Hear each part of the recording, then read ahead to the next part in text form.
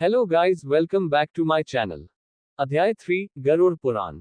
दाह संस्कार। पुत्र और पौत्र यदि विधि पूर्वक अंतिम संस्कार करते हैं तो वह पुश्तैनी कर से मुक्त हो जाते हैं। दाह संस्कार के अंतर्गत 6 पिंड देने की विधि है। पहला पिंड मुख स्थान पर, दूसरा पिंड द्वार पर, तीसरा पिंड चौराहे पर, चौथा पिंड विश्राम स्थान पर, पांचवा पिंड चिता पर, छठा पिंड अस्थि संचयन के समय। शमशान घाट से आधा रास्ता पर रुककर लाश को स्वच्छ स्थान पर नहलाकर चारों दिशाओं में पूजा करनी चाहिए। तब इसे शमशान भूमि पर सर उत्तर दिशा में करके लेटाना चाहिए। जलने वाली जगह को साफ करके गोबर का लेप करें। इस स्थान पर पहले कोई लाश न जली हो। कुछ मिट्टी बटोरकर उसकी मूर्ति बनाकर पानी से छिककर पूजा करके अग्नि की स्थापना करें। अग्नि की पूजा रंगदार चावलों से करते हुए अग्नि शक्ति को संबोधित करें। लोमान, इस संसार से ये प्राणी चला गया है, इस आत्मा को स्वर्ग प्रदान करें। इसके बाद चिता का निर्माण करें, लाश को उस पर रखें, मृतक के हाथों में और चिता पर लाई के दाने रखें। इस प्रकार मृतक को 5 लाई के दाने मिलने से वह घर वालों को परेशान नहीं करता। शमशान भूमि में शूद्रों द्वारा पहुंचाई गई वस्तुओं से वहां किया गया संपूर्ण कर्म निष्फल हो जाता है। किसी कारणवश उपर्युक्त पिंड न दिए जाने पर शव राक्षसों के भक्षण योग्य हो जाता है। दाह कार्य में चंडाल के घर की अग्नि, चिता की अग्नि और पापी के घर की अग्नि का प्रयोग नहीं करना चाहिए। जब चिता में शव का आधा शरीर जल जाए, उसकी खोपड़ी को किसी लकड़ी के डंडे से बंद करके, ताकि वह पितरों की दुनिया में चला जाए, तिल मिश्रित घी अर्पित करे।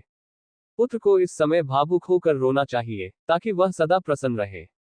जब चिता जलकर समाप्त हो जाए तो पहले स्त्रियों को, बाद में पुत्रों को नहाकर नीम वृक्ष का एक एक पत्ता खाना चाहिए। घर को जाने के समय स्त्रियों को आगे चलना चाहिए। दोबारा घर में स्नान करने के बाद पुत्र को पहले गौ को खाना देकर पत्ते की प्लेट पर स्वयं खाना चाहिए, किंतु खाना पहले से ही बना नहीं होना चाहिए। मृत्यु वाली स्थान को गोबर से साफ करके एक दीपक जिसका मुख दक्षिण की तरफ रहे 12 दिन तक उस स्थान पर जलता रहना चाहिए। अग्निदाह पंचक में नहीं करना चाहिए। जो प्राणी पंचक में प्राण त्यागता है उसकी मुक्ति नहीं होती। दाह संस्कार भी नहीं करना चाहिए, वरना घर में एक और मृत्यु हो सकती है। मास के प्रारंभ में धनिष्ठा नक्षत्र के अर्ध भाग से लेकर रेवती नक्षत्र तक का समय पंचकल कहलाता है। पंचक में दाह संस्कार करना हो तो कुश के मानवकार 4 पुतले बनाकर नक्षत्र मंत्रों से उनको अभिमंत्रित करके शव पर रख दे और उन्हीं पुतलों के साथ दाह संस्कार करें। पुत्रों द्वारा पंचक शांति भी करवानी चाहिए। 3 दिन तक चौराहे पर या चिता वाली जमीन पर एक मिट्टी के कच्चे बर्तन में, जो कि 3 लकड़ी की डंडियों से बंधा हो, दूध और पानी से भरा हुआ अर्पण करें। दाह क्रिया के बाद अस्थि संचयन क्रिया करनी चाहिए। इसके बाद दाह क्रिया के समय 6 पिंड तथा दशगात्र के अंतर्गत 10 पिंड दान आदि की प्रक्रिया बताई गई है। चौथे दिन अस्थि संचयन करनी चाहिए। यदि कोई रुकावट न हो तो दूसरे अथवा तीसरे दिन भी कर सकते हैं।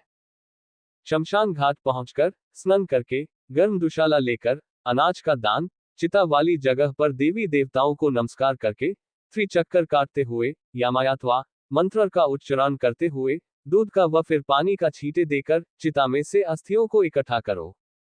अस्थियों को पालाशा के पत्तों पर रखकर दूध और पानी से छिड़ककर एक मिट्टी के बर्तन में रखें। श्राद्ध की रस्म पूरी करें। एक तिकोने जमीन के टुकड़े को गोबर से पोतकर उत्तर दिशा की ओर मुख करके 3 लाई तीनों दिशाओं में अर्पण करें। अस्थियां इकट्ठी करने के बाद एक 3 टांगों वाले स्टूल पर बिना मुंह ढके पानी से भरा हुआ एक जार रखें। मृतक के लिए उबला हुआ चावल के साथ दही, घी, पानी और मिठाई अर्पण करें। 15 कदम उत्तर दिशा की ओर चलकर जमीन में एक गड्ढा बनाकर अस्थियों वाला बर्तन उसमें रखें। एक लाई इस पर रखकर जलने के समय जो पीड़ा हुई उसे दूर करती है, बर्तन को किसी वाटर टैंक के पास ले जाएं। अस्थियों को कई बार दूध और पानी से छिककर संदल आदि से लेपकर पूजा करें। पत्ते के डिब्बे में रखकर अपने माथा और हृदय से छूकर गंगा नदी के बीच में छोड़ें। जिनकी अस्थियां पानी में 10 दिन के अंदर डूब जाती हैं, वह आत्मा ब्रह्म लोक से वापस नहीं आती। जितनी देर तक अस्थियां तैरती रहती हैं, वह स्वर्ग लोक में रहता है। अस्थियां विसर्जन के बाद 10 दिन चलने वाली रस्में शुरू होती हैं। अकस्मात मृत्यु कार्यक्रम की सूची। किसी अज्ञात जगह पर होने से और शरीर न मिलने पर, जिस दिन यह खबर मिले, दरभा घास की प्रतिमा बनाकर उसको जलाएं। इसकी राख इकट्ठी करके गंगा नदी में विसर्जन करें। उस दिन से 10 दिन की रस्में पूरी करें। यदि महिला बच्चा होने से पहले मर जाए, तो बच्चे को पेट से निकालकर जमीन पर रख दे और केवल महिला को चिता दें। 27 मास तक के बच्चे को मिट्टी में दबाएं। यदि इसकी मृत्यु गंगा किनारे होती है तो इसे गंगा में बहा दें। इनसे बड़े बच्चों को चिता देनी चाहिए और अस्थियां गंगा में बहा दें। बच्चों को खाना और एक एक बर्तन पानी का दें। पेट में बच्चा मरने से कोई रस्म नहीं। शिशु के मरण पर दूध का दान, बच्चे के मरण पर दूध का बर्तन, मिठाई, खाने की वस्तुएं दें।